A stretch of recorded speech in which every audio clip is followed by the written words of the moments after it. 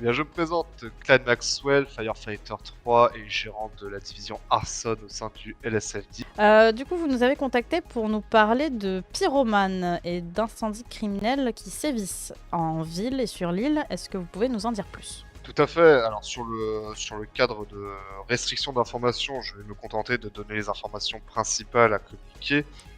Depuis déjà 3 semaines, nous avons eu un taux d'incendie qui a augmenté en ville, que ce soit dans le sud, mais aussi un peu dans le nord. Sur ces différents incendies, nous avons pu examiner et révéler que nombreux d'entre eux étaient à l'origine criminelle. Comme vous êtes peut-être au courant, nous avons eu des incendies au niveau d'un restaurant en face du Dream Home sur Eclipse Boulevard il y a 2 semaines, ainsi que du bâtiment de la CNT qui se trouve à Langres, proche de l'autoroute qui mène sur la freeway. Plus il y a quelques jours, nous avons eu plusieurs attaques simultanées en ville, plusieurs incendies dont des bombes artisanales incendiaires ont été utilisées pour déclencher ces différents incendies, pour diviser les forces de pompiers dans tout le secteur de Los Santos. Point commun qu'il y a eu parmi tous ces incendies étaient des tags présents sur les lieux. Un même tag qui revenait à chaque fois, donc, le simple mot fire, et qui était peint d'une couleur orangée claire, qui a été utilisé sur tous les incendies qu'on a pu relever la présence d'actes criminels jusqu'à aujourd'hui. On a eu aussi un autre incendie qui a été déclenché il y a 2 semaines au niveau des studios de cinéma, dont celui-ci est, on va dire, sort du mode opératoire des autres incendies criminels qu'on a eu. C'est pour ça qu'en fait, à l'heure d'aujourd'hui, nous avons identifié 2 pyromanes différents en ville. Donc, d'un côté, on a le pyromane avec son tag Fire, et de l'autre, on a celui qui aurait fait le studio de cinéma, c'est ça?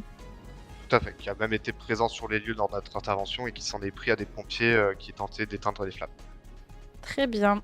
Avez-vous d'autres choses à dire pour les citoyens qui regarderont cette vidéo?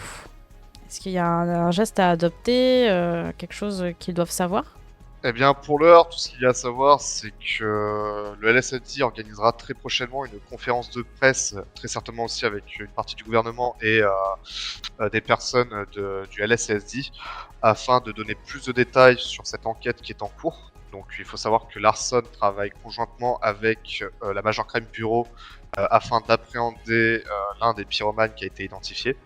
Les recherches sont actives et nous poursuivons les efforts pour l'appréhender avant qu'il ne commette d'autres actes pyromaniaques en ville. Pour ce qui est du message à passer aux citoyens, tout simplement de la vigilance.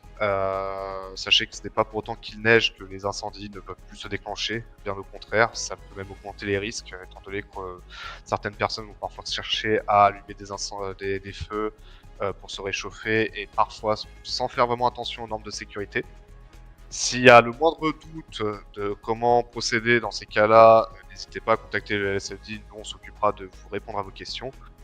Mais si jamais vous êtes témoin d'activités suspectes ou d'individus suspects qui pourraient potentiellement présenter une menace directe ou indirecte, n'hésitez pas à nous appeler ou à contacter le LSSD afin que l'on puisse intervenir sur ce.